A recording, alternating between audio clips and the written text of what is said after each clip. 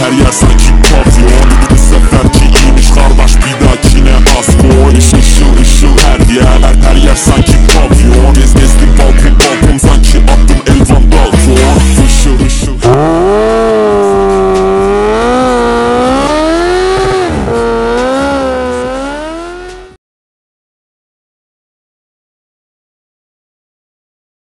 CBF var. O zaman İlker'in kanalını da takip ediyorum. Barkın abiyi takip ediyorum. Rahmetli. Aynen, rahmetliyi.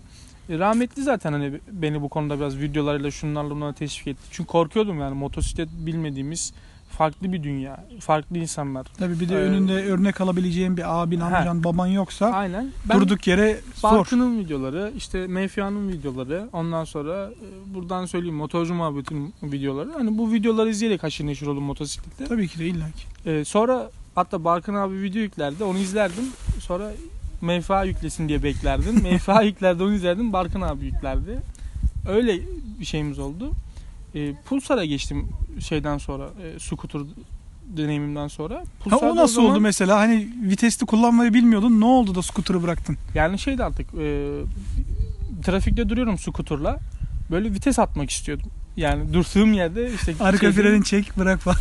Kurye abileri görüyordum böyle. Onlar böyle vitesli gidiyorlardı. Hoşuma gidiyordu. Ben de böyle ayağımla vites atıyormuş gibi yapıyordum scooter'da.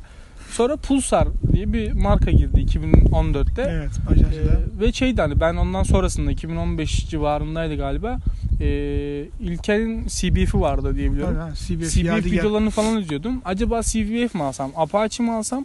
Ondan sonra yoksa Pulsar mı alsam? O dönem o kavga vardı. Aynen, bir kere şu vardı. Marka. 2014, 15, 13 o zaman altın çağda. CBF mi?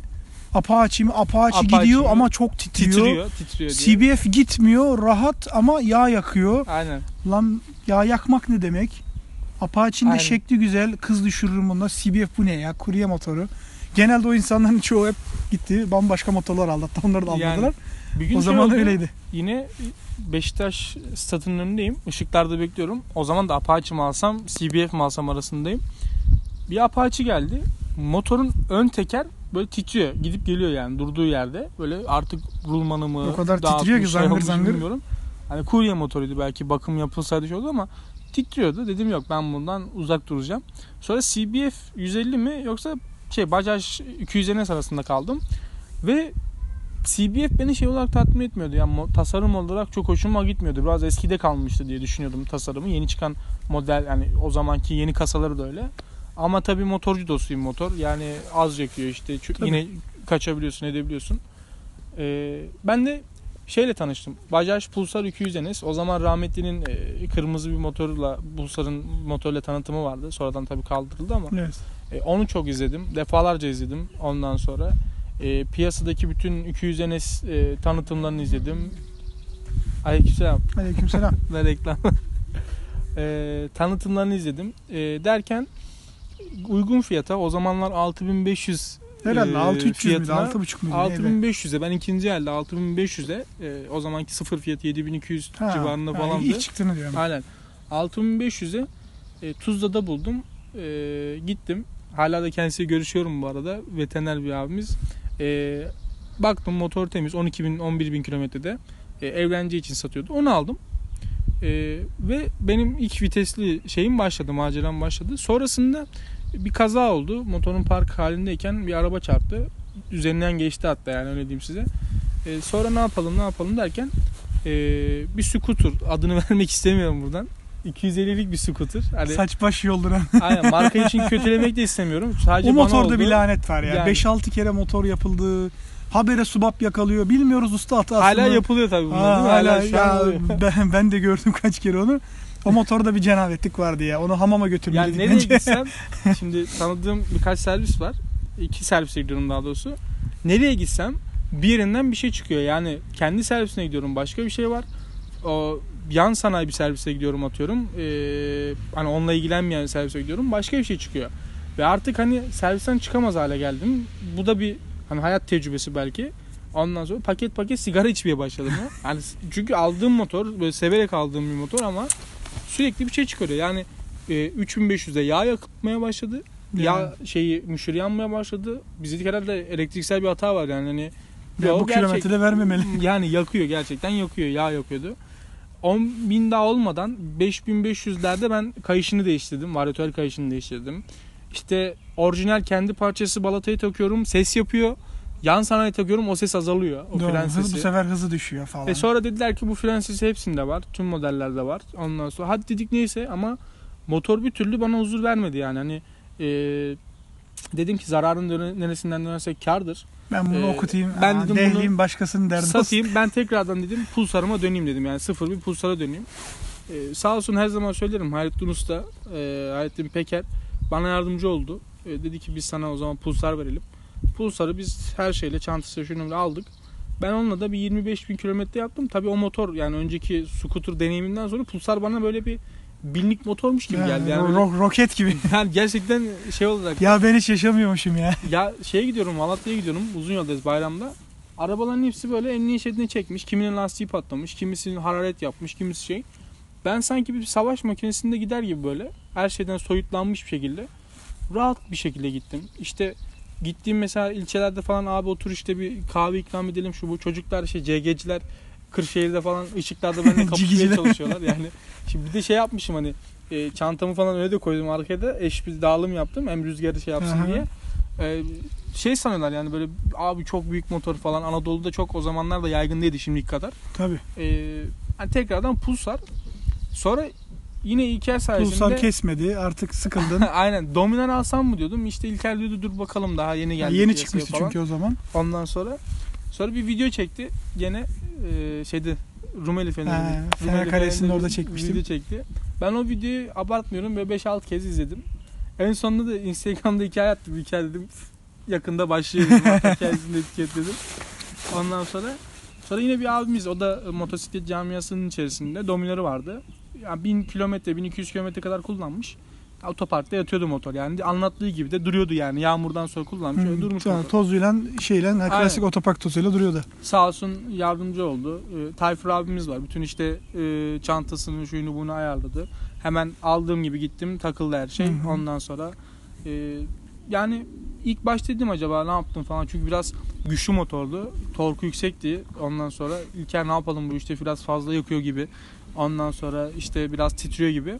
Sonra dişliyle oynadık. Yani yaklaşık dişliyi küçülttük. Aynen 15.000 kilometre falan oldu İlker. Hani gayet de memnunum. 43 dişli koymuştuk değil mi 43 sana? dişli. Aynen. Yani ne çok düşüyor motor ne de çok titriyor. Hani ne de çok tork yiyor boşuna. Hani mesela benim Pulsar'da da 39 dişli kullanıyorum. Normalde Pulsar standart NSR kullanıyor. 40 kullanıyor. Normalde piyasada hep 38 vardır. Yani 2 puan düşüyor. 38'ini ben beğenmedim. Hani motor çünkü 5. viteste bayağı ölüyordu yani 145'lerden sonra hani tamam görüyordu 150'ye 160'a çıkıyordu ama bayağı bekliyorsun. Onun yerine ben hani öyle bir pratik zeka düşündüm. Beyin fırtınası yaptım ya 39 dişli var mıdır falan filan. Neyse Konya'da üreten bir firmayı tanıdım. Disprit satış temsilcisini. Onunla ya biz o dişliden yaparız dedi.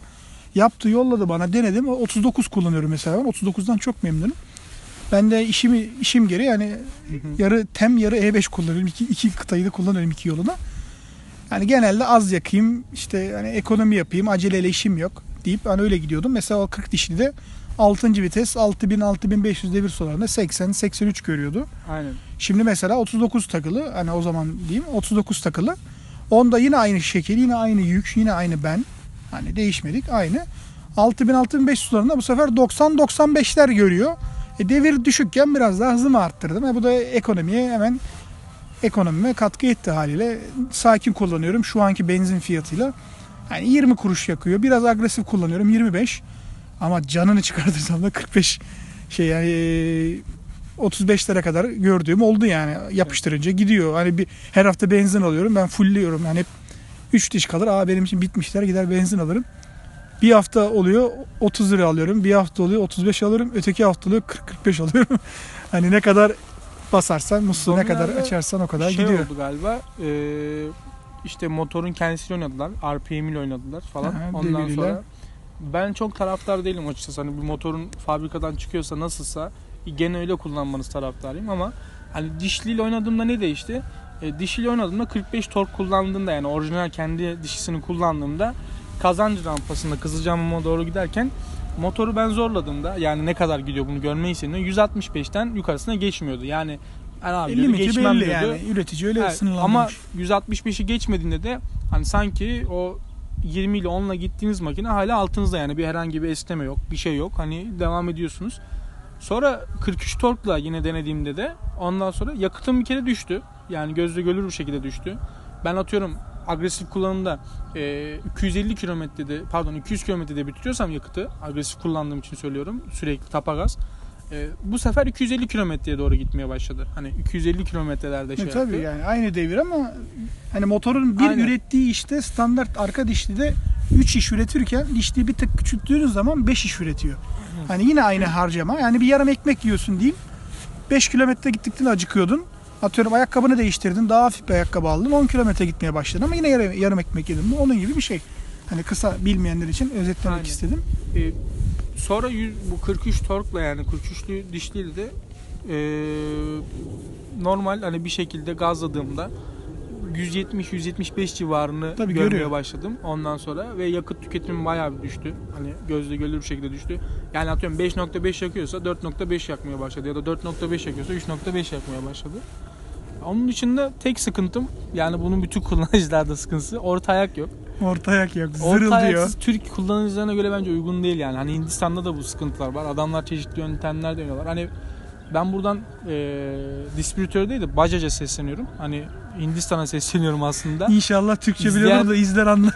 İzleyen birileri varsa ya da oradaki arkadaşlar izliyorsa hani bu isteğimizi bir şey yapsınlar, hani göz ardı etmesinler. Çünkü orta ayak gerçekten çok önemli. Yani Türkiye'de, yani bizim kullandığımız şartlarda orta ayak gerçekten çok önemli.